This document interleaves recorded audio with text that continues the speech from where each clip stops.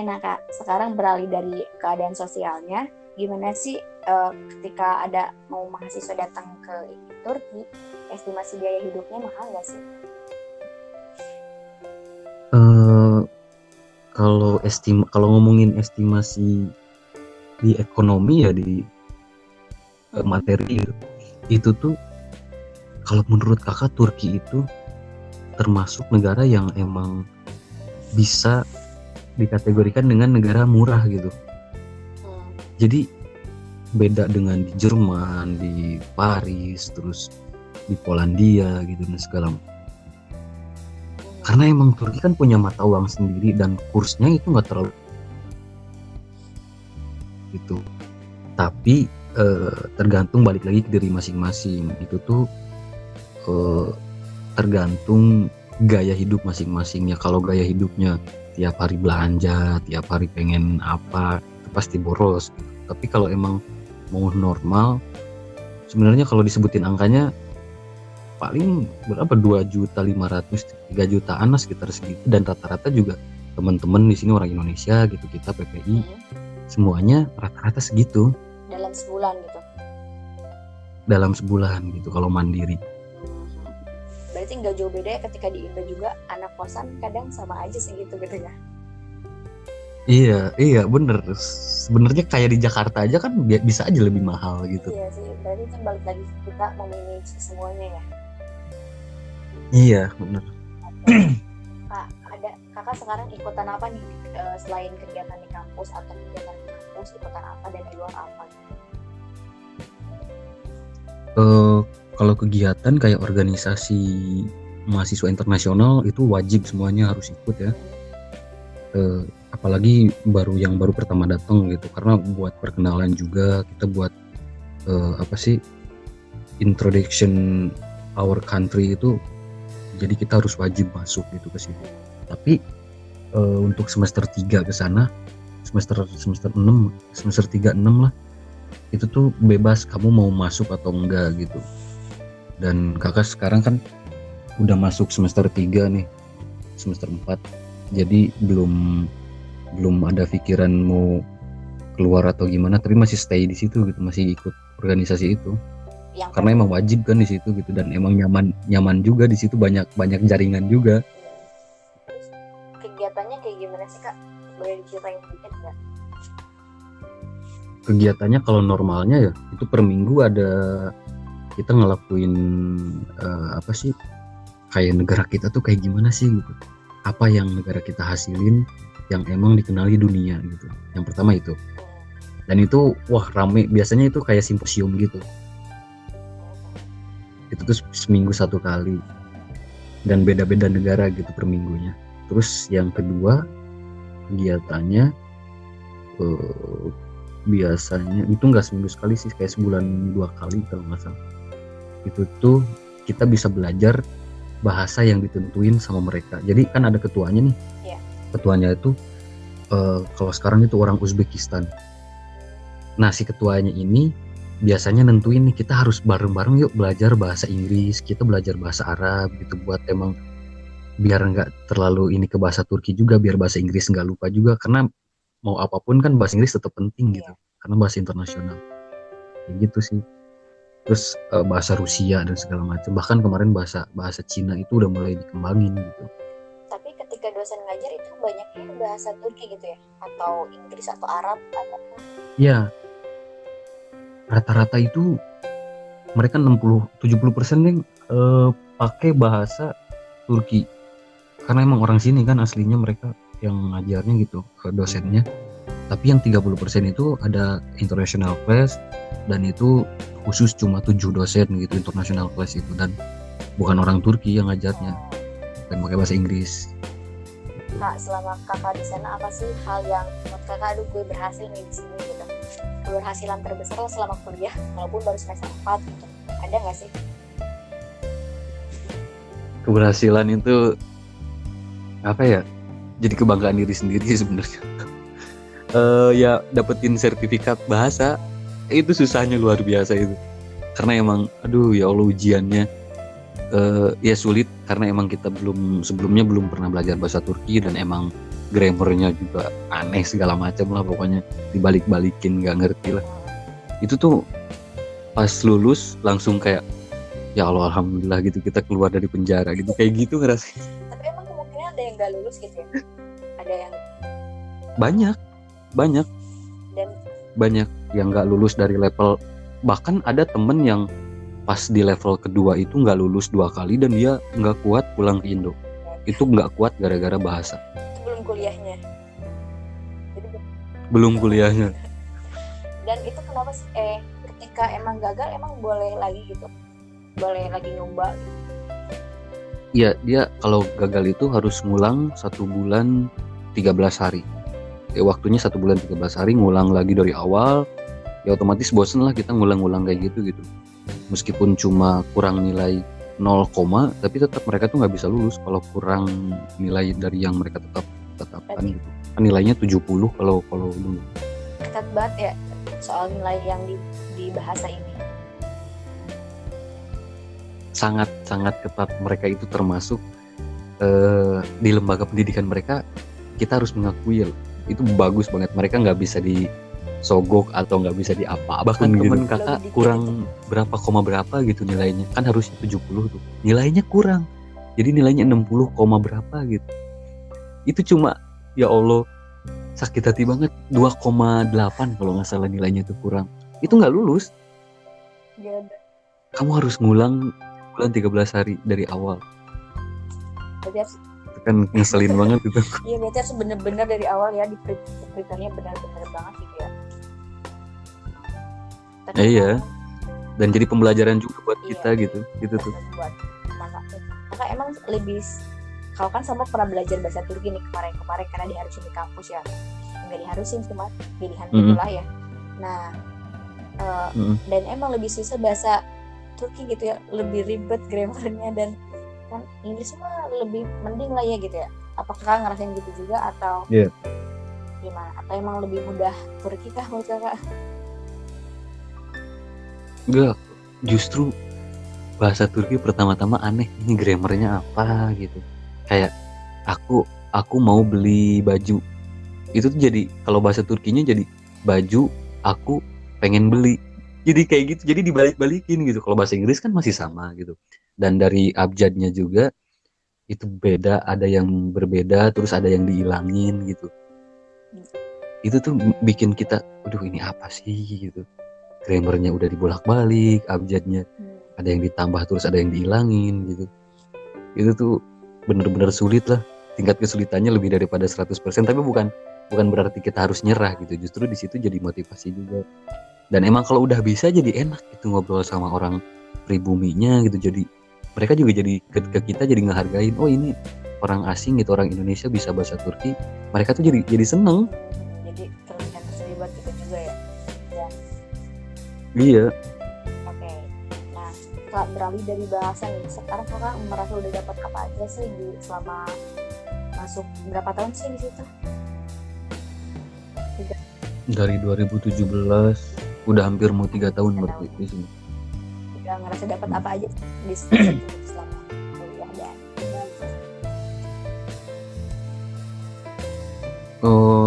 merasa dapat apa aja ya, pengalaman otomatis alhamdulillah ya, karena emang target pertama itu experience gitu, dari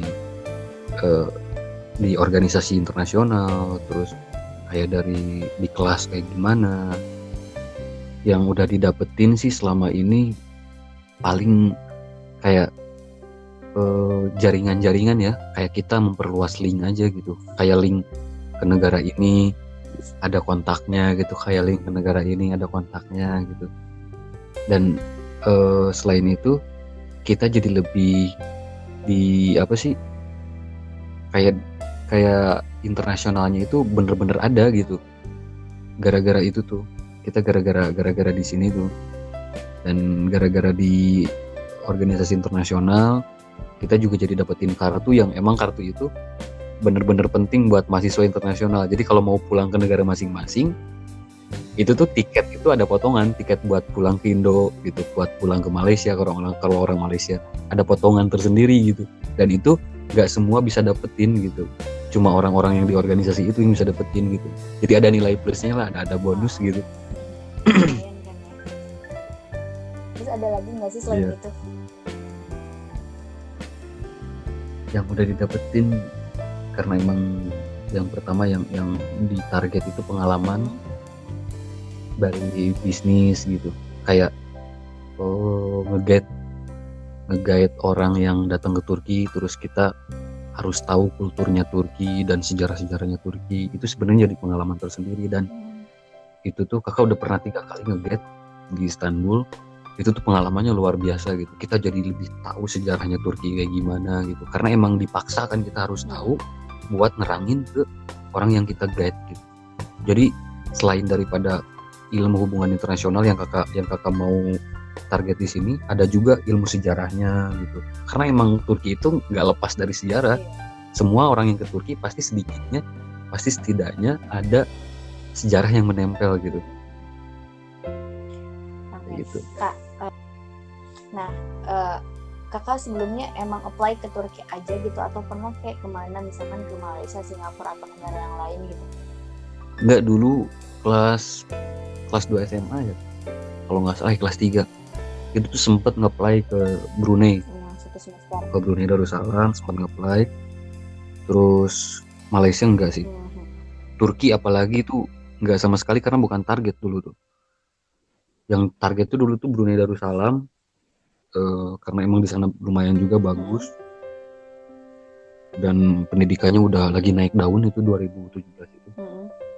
Tapi ya gara-gara dulu itu kayak kurang menantang sih kayaknya gitu, masih di Asia gitu, kayak pengalamannya mungkin nggak beda jauh gitu sama di Indonesia gitu. Bukan berarti di sana jelek gitu ya, tapi ketika lihat Turki jadi langsung ya udah deh Turki aja gitu, kayak gitu. Dan dulu bukan Turki doang sih, Turki, Brunei Darussalam, terus sempat juga ke Mesir ya, otomatis orang Indonesia kan Mesir dulu banyak kan, Mesir daftar juga. Dan sekian banyak daftar yang lulus di Turki, atau pernah dulu semuanya kayak di Mesir gitu? Enggak, yang lucunya itu datang ke Turki, terus kan sebelumnya nge-apply di Brunei Darussalam. Nah, apply acceptnya Brunei Darussalam itu harus nunggu 3 bulan 18 hari, kalau 3 bulan setengahan.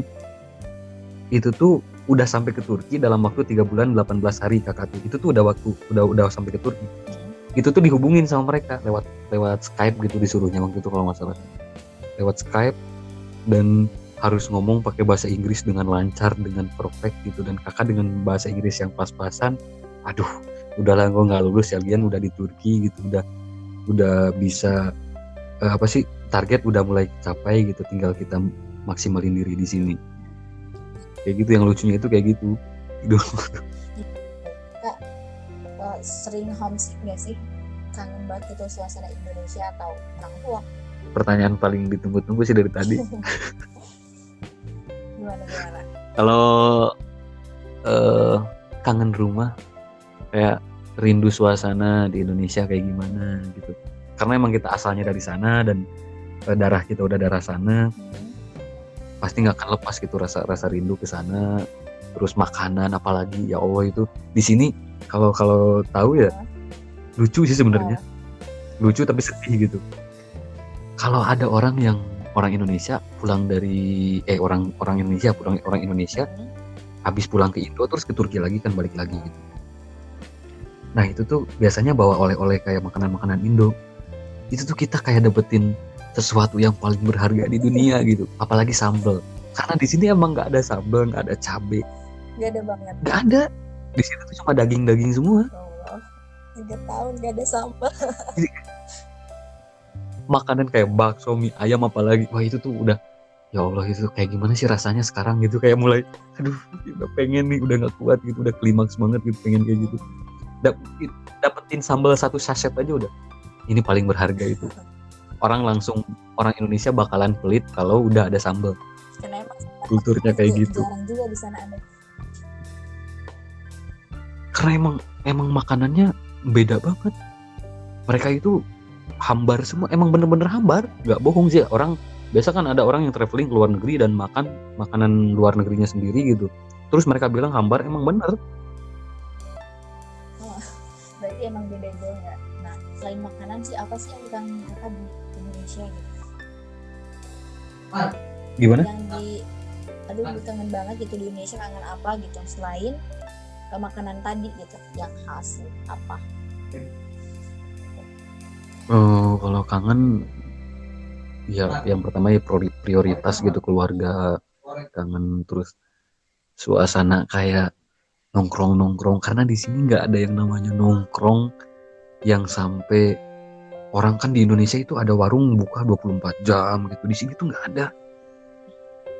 Ya ada banget. Di sini tuh warung, market, mau market apapun itu udah jam 9:30 sampai jam 10 malam udah harus tutup semuanya. Beda banget sama Indonesia ya, 24 jam ada. Iya, kayak Indonesia itu kayak aduh, gue pengen lapar tinggal beli nasi goreng gitu kan, ada yang 24 jam gitu makanan gitu kan, kayak gitu. Di sini nggak ada sama sekali. Oke kak, nah selain itu kakak udah lama di Turki juga nih, lumayan 3 tahun. Pernah nggak sih ngalamin hal-hal yang sulit itu di sana gitu? Hal-hal yang sulit sebenarnya sekarang ya, ketika kasus yang corona datang gitu, ada virus aneh gitu yang dari Cina itu, dan dari negara lain itu kayak teman kakak dari Afrika Selatan, dari Afrika Tengah, terus dari Maroko, itu tuh udah pada dipulangin semuanya sama pemerintahnya sendiri dengan tiket gratis gitu. Dan ketika kita di sini orang Indonesia mengkarantina diri sendiri dengan rasa nggak jelas, kita nunggu rekomendasi pemerintah nggak ada. Terus orang Turki sering nanya, kenapa negara kamu nggak dipulangin? Kayak ada bukan ini, kayak malu gitu. Oh, kenapa sih kita nggak dipulangin gitu kayak negara yang lain gitu? Padahal negara mereka juga negara berkembang sama gitu. Sebenarnya masa-masa sulit ya saat-saat ini gitu. Saat lagi emang si pandemi ini datang gitu kan. Tapi Iya. semoga sehat-sehat di sana. Dan itu emang udah di lockdown belum di situ? Lockdown dari 2 minggu yang lalu sebenarnya udah di lockdown, bandara segala macam udah ditutup. Bahkan apa sih namanya, terminal, stasiun semuanya pokoknya tutup. Market udah ditutup semuanya, dan kita belanja makanan itu lewat online per paket gitu. Semuanya harus kayak gitu di sini. Jadi benar-benar kita udah nggak jelas lah di sini kayak gimana. Benar-benar di rumah gitu selama udah 2 minggu. Iya, benar-benar di rumah gitu. Kita tinggal nunggu ini rekomendasi dari pemerintah Indonya. Dan pemerintah Turki juga ngomongnya kayak gitu. Kalau ada rekomendasi dari pemerintah Indo, silakan kalian pulang. Tapi kalau nggak ada, kalian tetap di sini gitu. Kayak gitu. Berarti sekarang semoga dapat keputusan yang terbaik ya buat semuanya. Iya, amin. Oke, rencana setelah studi di situ mau ngapain sih? Apakah mau berkarir di situ atau mau balik aja ke Indo? Kalau berkarir di sini kayaknya enggak ya. Mungkin langsung karena emang experience dari kuliah, terus dari organisasi dan di lingkungan masyarakat juga udah mulai ada gitu. Mungkin nanti kedepannya semoga lebih baik gitu pengalamannya, lebih dapat yang lebih baik. Buat karir mungkin enggak dulu, mungkin langsung pulang ke Indo gitu. Dan kita berusaha di Indo juga bersaing dengan orang-orang yang pakai orang dalam buat bekerja gitu. Kayak gitu, rata-rata sekarang kayak gitu. Iya, tapi semoga ya nggak ada lagi orang kayak gitu. Jadi pure kayak atas dasar kemampuan kita gitu ya. Iya, benar. Oke. Kak, ada nggak sih orang yang berpengaruh ketika kakak udah sampai di sana gitu? Orang tua pasti gitu. Dan apa ada guru kakak juga? Yang paling berpengaruh siapa ya? Ya banyak sih sebenarnya. Yang paling berpengaruh ya orang tua lah, otomatis prioritas ya gitu ya. Keluarga, abang segala macam gitu, adik. Terus ya paling support dari teman-teman yang khususnya yang di Bandung ya, banyak yang di sana yang mensupport, ayolah gitu, udahlah ke sana gitu. Ya gua nggak bisa gitu, lu sekarang dikasih rezeki harus bisa gitu, harus berjuang gitu, kayak gitu. Oke. Terus Kak, ketika kan sekarang kalau beasiswa, di beasiswa itu emang diharusin kamu balik lagi ke Indo atau itu dibebaskan sih kalau beasiswa dari Turki? Gimana? Kan sekarang pakai beasiswa nih. Di beasiswa itu tuh kita emang harusin balik ke Indo setelah selesai studi, ataukah kita boleh berkarya di Turki? Kan ada beasiswa yang ya udah kayak LPDP nih ya, kamu harus balik ke Indo buat ya ngabdi di Indonesia gitu. Kayak gitu, kita dianjurin buat langsung pulang ke Indo. Jadi lebih baik buat langsung aja pulang gitu ke sana.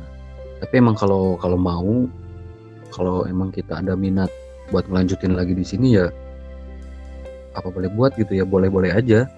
Cuma mereka lebih menganjurkan itu sih, langsung ke sana gitu. Kita langsung balik ke Indonesia, langsung karir di sana, kayak gitu sih. Oke, pertanyaan kedua terakhir. Kontribusi apa yang mau kakak kasih ke Indonesia setelah kuliah dari situ? Aduh, ini lumayan berat juga nih. Kontribusinya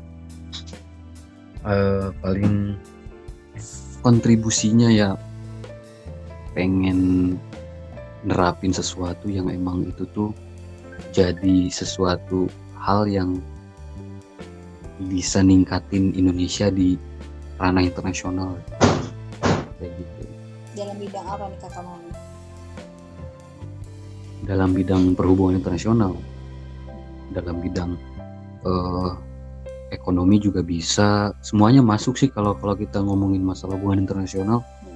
Semuanya bisa berhubungan dengan semuanya gitu, kayak pertukaran pelajar, terus ekonomi udah pasti, terus politik, terus hubungan pertahanan gitu, kayak gitu. Khususnya itu ya, itu. Terus ya pengen ngilangin aja sesuatu yang jelek gitu di khususnya di Kementerian Luar Negerinya Indo gitu, yang emang sekarang kan banyak polemiknya itu banyak banget gara-gara Cina masuk ke Indonesia gitu, kayak tenaga kerja asing banyak masuk ke Indonesia, sedangkan negara kita aja banyak yang masih pengangguran gitu, pengangguran angkanya masih tinggi persentasenya gitu di negara kita. Itu tuh pengen ngilangin kayak gitu. Jadi kita kayak nggak terlalu pro terhadap internasional, tapi masuk ke dunianya gitu. Kayak gitu. Pengen banget kayak gitu. Masih ada niat mau masuk ke kementerian gitu, jadi menteri gitu. Kalau jadi menteri, yuk pengen ya. Gara-gara kan diplomat juga sebenarnya kan kaki tangannya menteri di luar negeri gitu. Kaki tangannya menteri luar negeri di luar negeri itu buat mewakili Indonesia. Sebenarnya pengen banget gitu, apalagi jadi menterinya kayak gitu. Pengen banget jadi menteri, dan ya mungkin harus bisa mengukur diri sendiri juga gitu. Jadi menteri kan nggak mudah juga gitu, apalagi di Indonesia. Aduh, butuh usaha yang bener-bener gitu ya. Oke. Iya. Gak kerasa banget nih Kak, kita udah ngobrol lebih dari setengah jam. Nah ini buat penutup, makasih juga buat sharingnya. Nah buat penutup aku mau Kakak kasih quote of the day atau kata-kata motivasi Kakak buat teman-teman semua. Quote of the day-nya ada satu prinsip dan satu kata-kata yang selalu jadi patokan Kakak buat berjuang di sini. Itu tuh hidupkanlah rencanamu untuk hidup. Itu sih. Artinya? Ya kita harus menghidupkan planning kita ke depan kayak gimana. Terus kita harus merencanakan sesuatu ke depan dengan baik, dan ada goals-nya yang harus kita temuin gitu. ada tujuannya gitu. Karena emang orang kan kalau udah nggak ada tujuan udah dia mau ngapain nggak jelas. Bener nggak sih kayak gitu? Oke, dan gak kerasa banget kita karena udah ngobrol mengenai lama banget. Dan buat teman-teman mungkin yang dengerin podcast yang sama bisa langsung DM Salma juga kalau masih ada pertanyaan di @salmadinarina, atau boleh boleh gak sih DM ke kakak katanya? Iya boleh. IG-nya SYIHAB 01 Syihab 01. Terima kasih semuanya buat yang udah ngedengerin, dan sampai jumpa di podcast selanjutnya. Assalamualaikum warahmatullahi wabarakatuh.